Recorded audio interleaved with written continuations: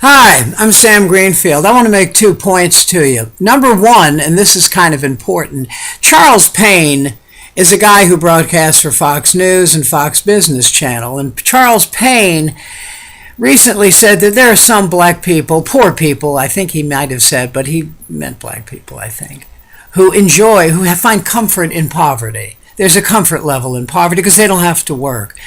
Look at their food stamps, he said. They get these food stamps, they don't feel the impetus to go out and buy food on their own money. Okay. Well, Charles, some of these people paid taxes for a lot of years, so those food assistance programs actually are their money. And number two, there are no more food stamps. That's a message to you and Neil Cavuto, who shared in your ignorance about this subject. There's food assistance program. They have a card. Do you know why there's no more food stamps? Because people like you stigmatized them, made them feel bad about the fact they were too poor to buy their own food. I know the food must be good up at the master's house, Charles, but try to get a grip. And I know you make a lot of money being a black conservative, but try to get a grip. And don't be like Craig T. Nelson. Don't sound stupid. When he said, the guy from Coach, when he said, no one ever helped me. I got by on unemployment and food stamps. No one helped you? The food stamp fairy dropped off food? Idiot. Shame on you. Go get another coach. Get Coach Part 2. And number two is the state of Israel. Now, you always have to preface this because people are so paranoid, but I want Israel to prosper, be a country, never go out of business. But they're not perfect. They remind me sometimes of some cops. Police union defends a cop if there's a picture of the cop dropping a baby out a window and laughing. They'll defend that cop. They will never, ever say, there's a chance this guy screwed up. No, they never do. And that's what Israel's like. You can't knock Israel. Israel does everything right. Israel's never wrong. Well, let's get a couple of points straight. Number one, Israel is no longer run by people who survived the Holocaust.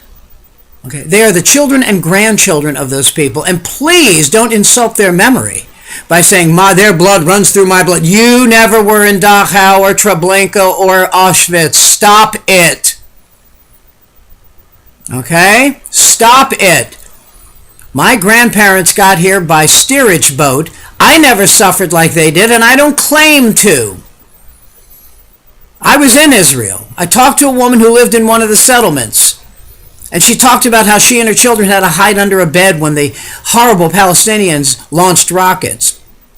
And I asked a very simple question of her. I said, who lived in this house before you did? Well, the answer was a Palestinian. That house was taken. That land was seized.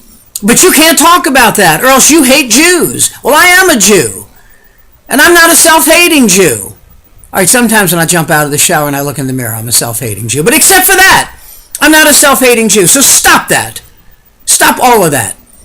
Let's all own up to the fact that sometimes Israel makes mistakes. And when Bernie Sanders says this, he loses points among New York Jews because they don't want to hear it. And Hillary Clinton, a smart politician, seizes on this. But he's only speaking the truth. And by the way, I will vote for Hillary or Bernie against any of the slugs that the Republicans put up. So this is not a who I like or don't like issue.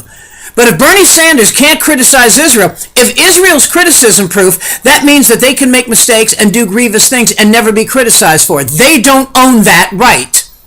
They do not own the right to be criticism proof. You know it and I know it. Now stop that. Stop it now. This is Sam Greenfield. Thank you for your time.